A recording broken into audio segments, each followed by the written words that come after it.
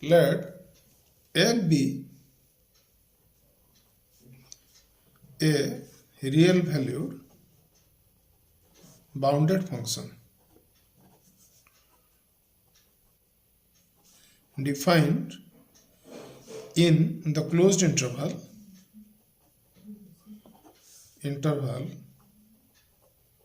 a comma b. Then we have already studied about this capital Mi. This is the supremum of the function f(x) or the maximum value of the function in the ith sub-interval, when the value of x differs from xi minus 1 to xi. This is the capital Mi is the maximum value of the function in the ith sub-interval.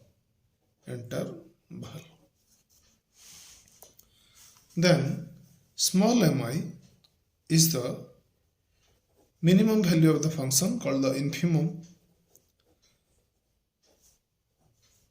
where x takes values from xi minus 1 to this is less than equal to this is less than equal to xi. X takes value from xi minus 1 to xi, that is x lies within the ith sub-interval and the all possible values of fx is considered, and if we take the minimum value then this is small mi, and from this mi, capital Mi and small mi, the upper Reimann Stieltjes sum is defined. The upper Reimann Stieltjes sum and the lower Reimann Stieltjes sum is defined from this Mi, capital Mi and small mi, like this. This upper Reimann Stieltjes sum is denoted as U, P, F, alpha, and this is the summation of I taking value from 1 to n, the capital Mi multiplied by delta alpha I, where delta alpha is, we know that alpha xi minus alpha xi minus 1, or delta alpha within bracket xi. Similarly, the lower Reimann Stieltjes sum is denoted by LPF alpha, and this is a summation of I taking value from n to n, the product of small mi and delta alpha I. Observe friends, the difference between the upper Reimann sum and lower Reimann sum, this is the lower Reimann sum, Reimann Stieltjes sum.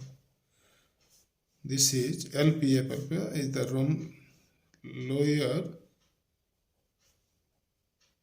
Reimann Stieltjes sum, and you observe the difference between this upper Reimann Stieltjes sum and the upper Reimann sum is this delta alpha I. Here it was delta xy previously. Similarly, in the lower Reimann Stieltjes sum, here small mi delta xy was there, but here it is delta alpha I is here. Basing upon these two, upper sum and lower sum, upper and lower Reimann Stieltjes integrals are defined. Upper and lower Reimann Stieltjes integral are defined as a to b integration fx d alpha x, or this is also written simply as this, there is a bar here above b, and this is also written as a to b integration, there is a bar here, and this fx is simply written as f, and d alpha x is simply written as d alpha. And what is this? This is the infimum of all the possible up alpha.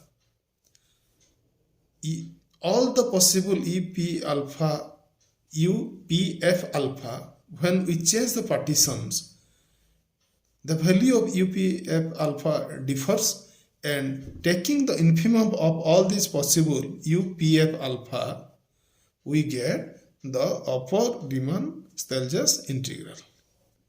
Similarly, the lower, this is the upper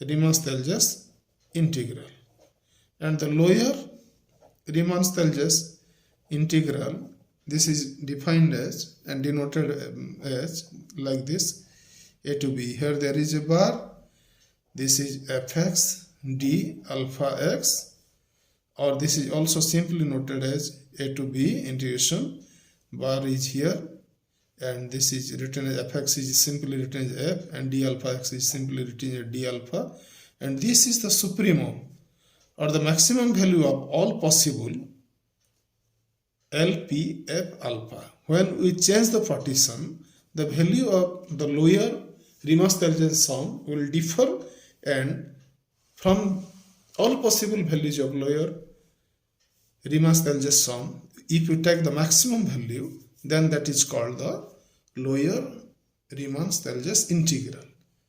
And if these two integrals are the same, the upper Riemann-Stieltjes integral and the lower Riemann-Stieltjes integral is same, then the function is said to be Riemann-Stieltjes integrable if a to b bar f d alpha, in the simple notation a bar b f d alpha, these two are same, that is, this is the upper Riemann-Stieltjes integral and this is the lower Riemann-Stieltjes integral. If these two are same, the function f is said to be Riemann-Stieltjes integrable with respect to alpha over closed interval a b.